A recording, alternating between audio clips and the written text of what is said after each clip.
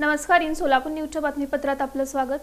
सुरुवातीला एक नजर ठळक घडामोडींवर। या हेडलाईन्सचे प्रायोजक आहेत shower and tower water park. या कडक उन्हाळ्यात मनोरंजनाच्या थंडगार साधनांचा आस्वाद घ्या।